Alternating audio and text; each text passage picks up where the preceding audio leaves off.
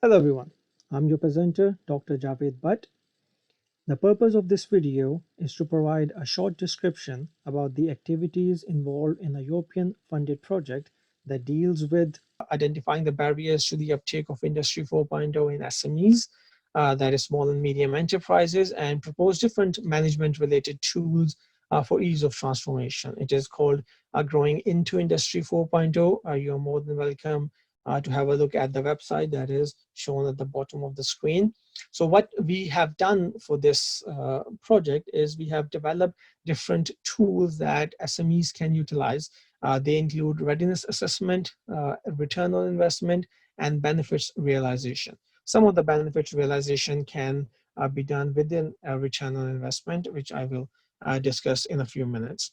So what these tools are useful for, number one, they allow a company and organization to understand where do they stand with regards to Industry 4.0. Are they ready to go there? Are they like the worst of the lot? Are they somewhat there? So these readiness assessment aspects are very useful. Let me give you some common example of readiness assessment tools that are already well established and are out there. They include Impulse, that is again generated by Germany, in then partnership in the UK. Developed another tool, PwC Self-Assessment Tool, again generated by a UK company. Industry Forward is generated by the Ministry of Malaysia. So these readiness assessment tools, what they do is, in addition to the technological burden, they look at the entire organization and how can the organization come together in realizing the benefits of Industry 4.0. So that is the main aspect of it. It's not just that, okay, additive manufacturing, do you have additive manufacturing? Yes, no, yes. How much do you work with it? About 10%. Okay, well, you can't do Industry 4.0. It is not like that. It is not as cut and dry.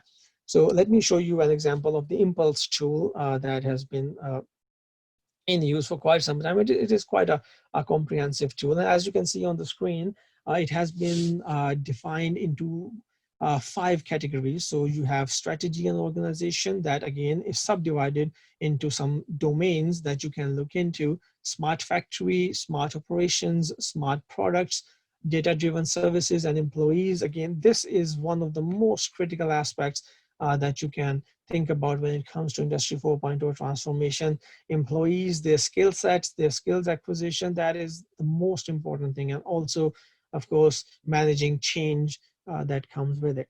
So as I said, these self-assessment tools allow you to assess your own organization, and they are available online. You are more than welcome to go and have a look at that. The links are here on the screen.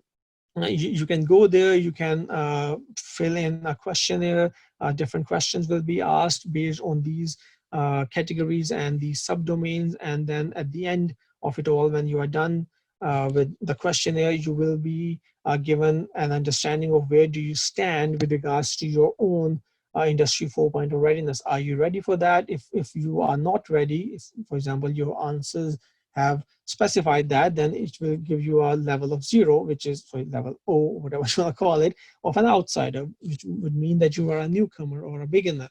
So level 1 would put you at a beginner level, level 2 will put you at an intermediate level, and so on and so forth. So it is a very useful thing to gauge where do you stand and where do you need to go. And it also allows you to benchmark yourself against other SMEs or other companies out there in the market. And this is where this PwC self-assessment tool comes in.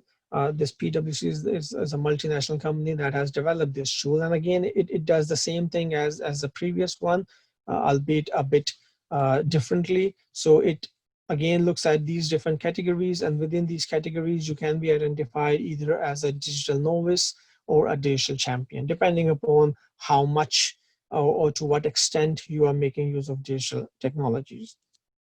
So as I said, these self-assessment tools are very useful to assess where your company is with regards to the world and where it needs to go. So it gives you a very good gauging mechanism. For example, what does a digital novice look like and what does a digital champion look like? So you can very easily select on a scale of 1 to 5 for that to happen.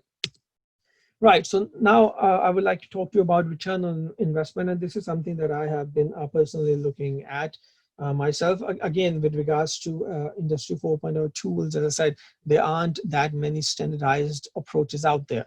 So a lot of it is to do with either uh, modifying existing tools or developing completely new tools that have some basis on existing tools. So what I had done for the European project that I mentioned to you a few minutes ago, I made use of Phillips ROI methodology. Again, this is a methodology that exists in literature.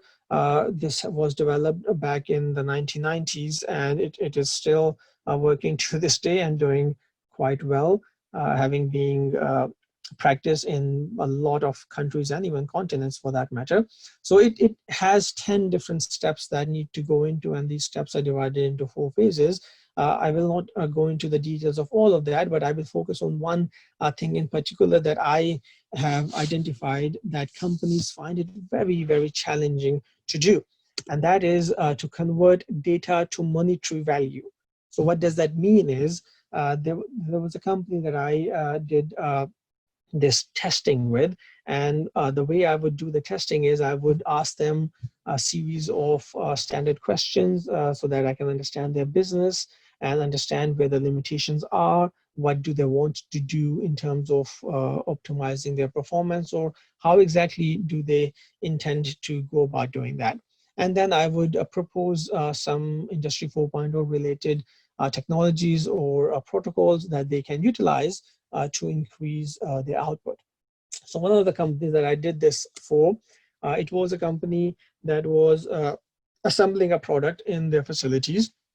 So what I asked them was, okay, tell me, how do you think you can improve your production, or is improving production a main objective for you? And they said, yes, absolutely. I said, okay, so how do you see your production improving? They said that, well, if we can assemble more products in a unit time, our production will go up and our profits will go up. I said, fantastic. And then I asked them that, okay, and this is the most important thing. When we talk about SMEs, even the large corporations, getting that data, that useful data, is very, very critical. Why? Because now when I asked them to get the data and tell me how much do they make on average, there was some trepidation, there was a hesitation that, okay, what if this is not what you want? I know that you asked for X, but this is not that X completely. Why? Because we never really collected that data. And that is one of the most important things that you need to understand when you are thinking about digital transformation, is you need to put resources in place to collect data before you start with the implementation, because you need data to make informed decisions. The example that I gave you with big data analytics can't give you anything if you do not give it an input of data, and that data has to be in abundance. That is why it's called big data, which means that these are extremely large data sets. So imagine you not providing with the sufficient data to work or to make a decision, then whatever return on investment calculations you do will not be realistic. You will still get an answer. I mean, again, going back to the same thing as simulation, you will still get an answer, but that answer will not be realistic. It will just be something that you have calculated.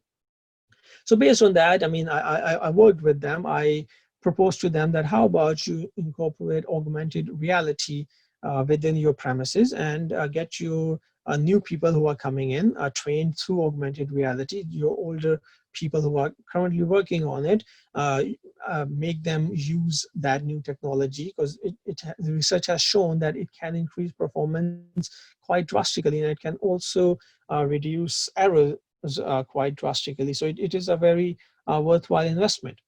So what they did was they provided me with some data, and based on that, they simply gave me a ballpark figure, and they said that, well, we think our benefits would be somewhere in the range of £120,000. I said, okay. So that is a ballpark figure that they gave me. I don't know how much data they collected. I don't know how did they come up with this number, but this is what I got. And this is the most critical aspect of this calculation. I mean, a return on investment calculation is not rocket science. It's a very, very simple one number divided by the other aspect, but it gives you a good indication of where you are going with your money. So when it comes time to doing the costing, I mean, I'm pretty certain a lot of people can do the costing side quite easily. They know how much something costs. They know how much things needs to be, or how much needs to be put in. But when it comes time to the benefits, then they have a problem. So based on that, what an augmented reality can do for you, I looked at a proprietary software package and some hardware training for the individuals, and I told them that, well, this is how much it is going to cost. So based on that, I mean, I got the total for the cost, I got the total for the benefits.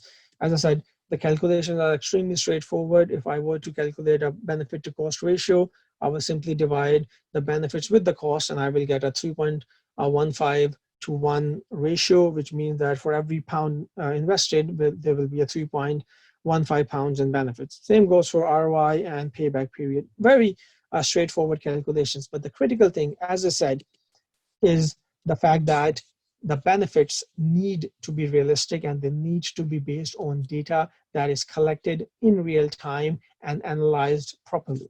So one way I would suggest something like this should work is by having a much more systematic breakdown. For example, improvements in profit due to reduction of assembly time. That is something that we can very easily quantify. Error reductions, how much error have you reduced? If, for example, on average, 2 of your products cannot pass the quality inspection, will that change if you incorporate any of those things?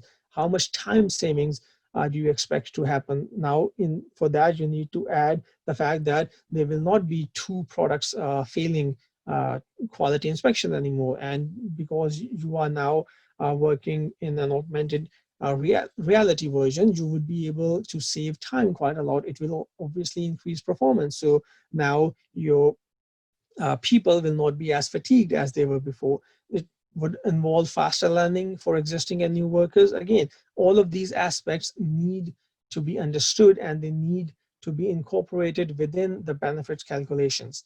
And again, companies typically don't put in resources to capitalize on their intangible benefits. But if you incorporate something like augmented reality, you are looking at higher employee satisfaction, you are looking at reduction in stress, and you are looking at better teamwork. So these things need to be acknowledged, if not quantified. They are intangible, so it is hard to quantify them, but they still needs to be acknowledged. So same goes for the cost. I mean, it needs a specific breakdown, not just with regards to the software and hardware, but the storage capacity as well. You might need a special box or a special place to put in the HoloLens or any other augmented reality device that you are using. And again, training of individuals is a very important aspect. So looking at all of these different aspects, looking at all of these different things, only then you can have a realistic calculation of return on investment. And that is the most critical thing that most companies are not comfortable with.